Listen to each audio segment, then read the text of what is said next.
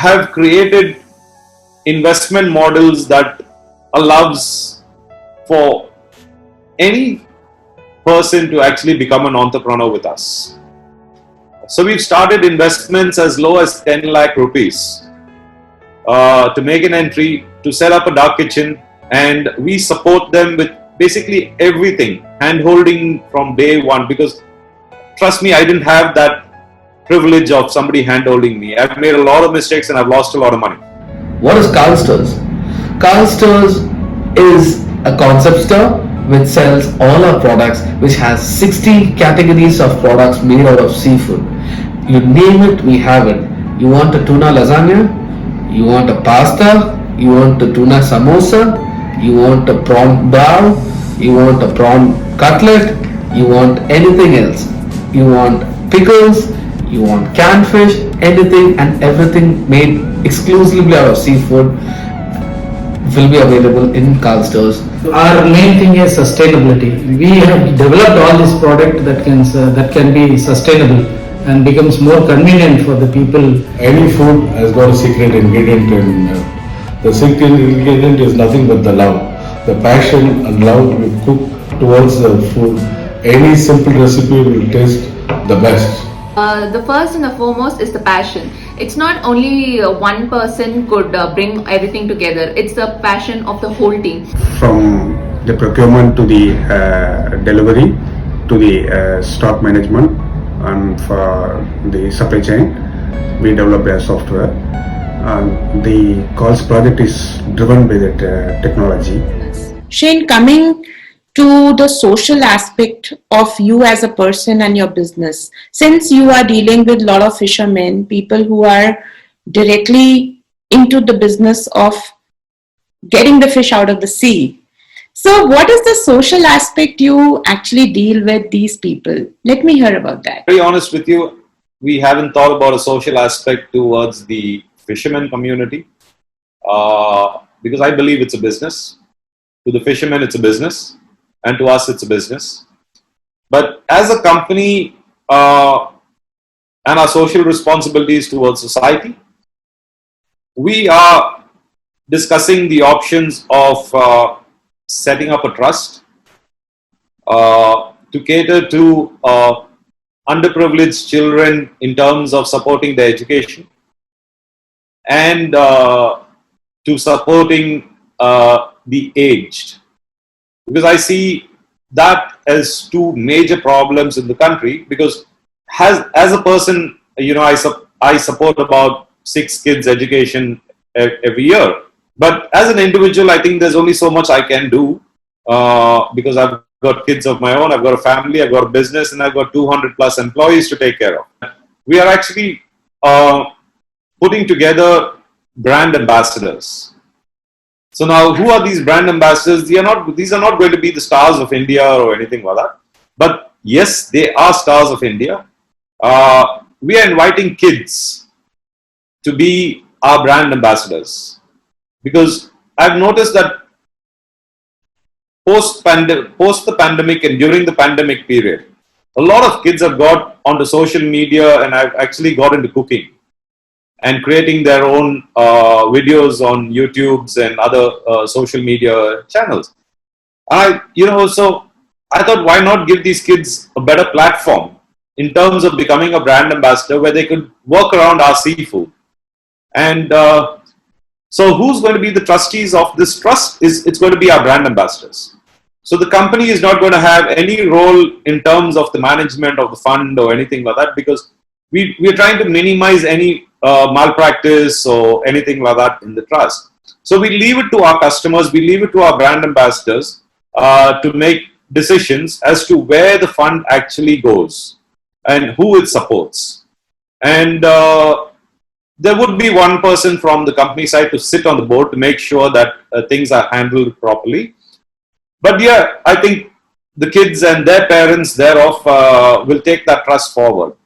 So we are starting off, I think there is a orphanage at St. Thomas Mount where I live, where they've got about 40 orphan children.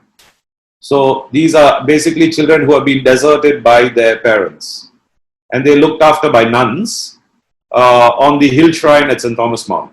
So, I mean, we are starting off with that orphanage initially to support those children in terms of their food and clothing and other requirements. What are your future plans about expanding your business? Over to you. The last 10 months or 12 months of the pandemic, we've actually regrouped ourselves as 6 people from the organization, where we've developed a humanoid.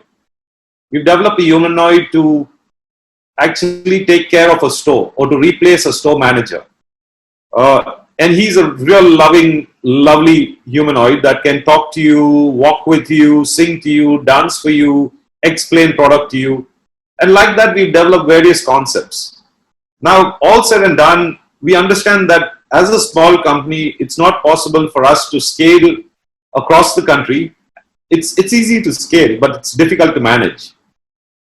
So, said that, we would be looking at taking this model through the franchising route across the country. So we've set, again, like I would go back to say that I come from very small backgrounds, a very poor background in my growing days. And I was blessed by God to actually be given the opportunity to set up JMJ and run it to the scale we do today. And what gives me happiness at JMJ is today that I take care of 200 plus employees, and these are not the high-end IT or segment. These people depend upon this job, and for me, like I always tell my wife and kids, because they always complain about me not doing anything in my house, and I say, you have one person to look after. I have 230 people, 230 families that I look after. So please take care of me so that I could take care of the 230 families. So said that, we have created investment models that allows for any person to actually become an entrepreneur with us. So we've started investments as low as 10 lakh rupees to make an entry, to set up a dark kitchen, and we support them with basically everything, hand-holding from day one, because trust me, I didn't have that privilege of somebody hand-holding me. I've made a lot of mistakes and I've lost a lot of money in the course of 17 years. Here's an opportunity for young kids stepping out of college, their first job. Investing 10 lakhs is no big deal, because we also give them that 10 lakhs, we also get them a bank loan of 70% of the investment through State Bank of India. So their entry level is very low to actually start up a business. So we've created this model, and it's an amazing model, because unlike other franchising models, where the franchise is at risk or becomes a slave to their business due to the conditions of the franchise, where they have to, physically be present, they cannot shut the shop, there's a penalty for every little thing. We've developed an entire franchise model on a cloud-based model, meaning that I can control any store anywhere in the country, anywhere in the world, sitting in my little office in St. Thomas Mount, because we've got a very strong back-end IT team.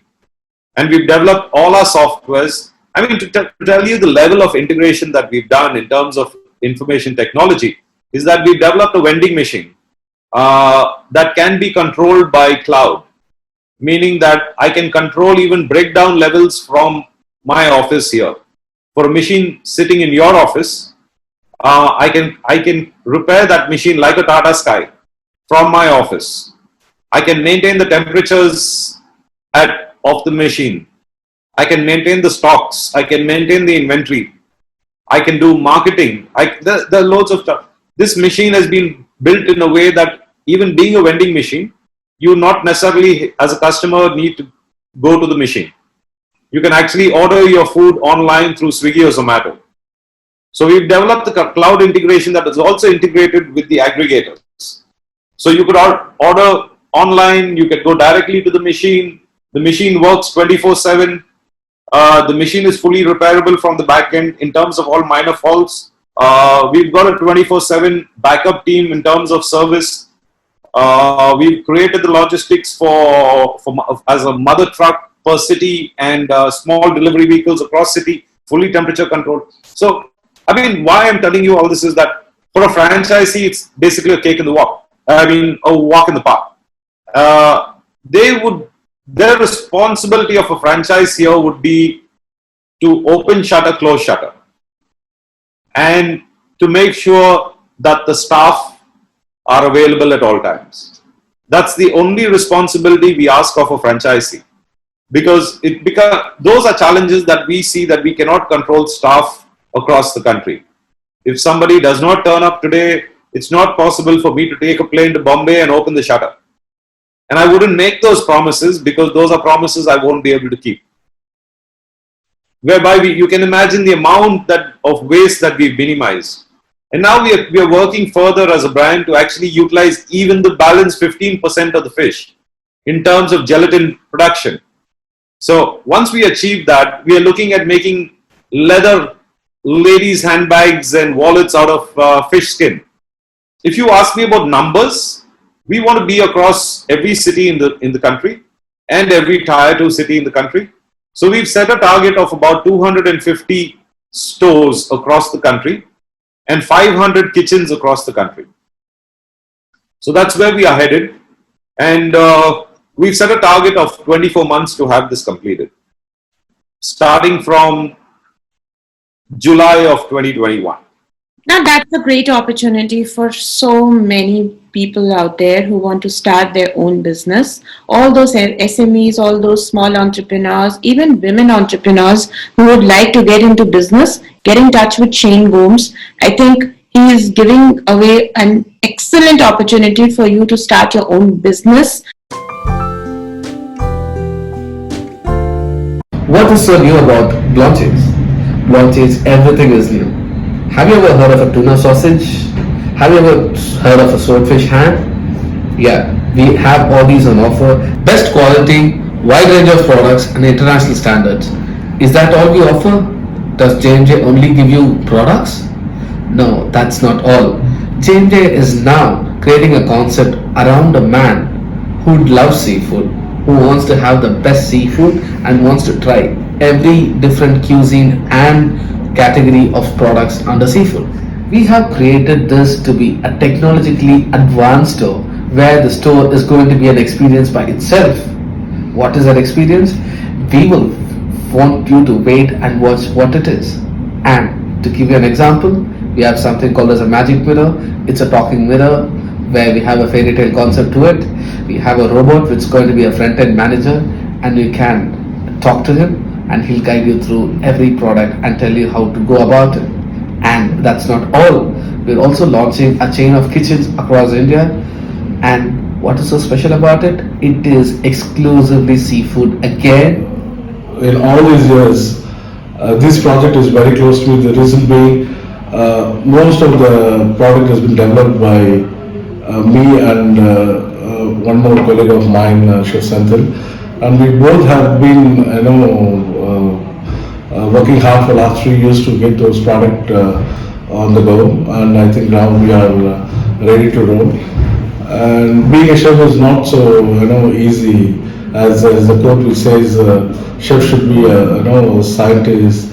You should be well organized like an accountant, or you should be like a very good, artist where you do the best in the plate, and on top of all that, you have a social responsibility because you're catering to a group of people who they buy the product, they don't even know who did the cooking for them. It is a trust they have on the food, and so that is why I felt it's quite challenging and innovative job, and I would love to do it. Being as a chef into 22 years experience altogether, we have come into a new kind of enrollment, that is product development, which we had a very wide challenging part, which was we have to develop a new product which is not into the market, and that too especially with seafood, which is having high on temperature control and so many things to consider, not like other products. We had quite a big challenges in developing this product, and we had a quite time frame also. where we have to see to so many things. Now I think we all as a team standing on top of the cliff with all our products in place. Because when we talk about the product, the most challenge where we faced was about seafood being developed into cold cuts. But majorly when you deal with other meats, you have a fat that comes into place for gelation. There are so many technical things to go in deep if you go.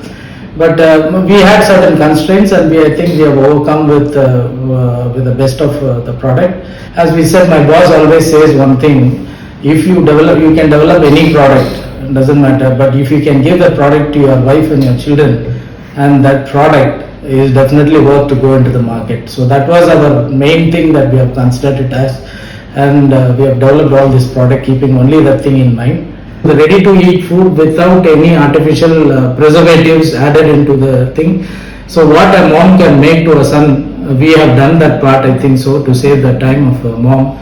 End-to-end solution, like from procurement, I said that from procurement to the end user, and we develop magic mirror, so it does, like, it can speak, we can get the feedback for from the customer. We develop a robot to avoid human interference, right from the harbor to the factory to the process, and from the process to the stock management, and from the stock management to the delivery and the full supply chain. Humanoid, we can speak to them, it can reply back, and it can guide to the customer, and the user experience. We will give the user experience for the from the robot. Each and every member in our team is completely excited when we started the project Calstrs, because each and every one works in their own sector, and they bring out the best in each of us.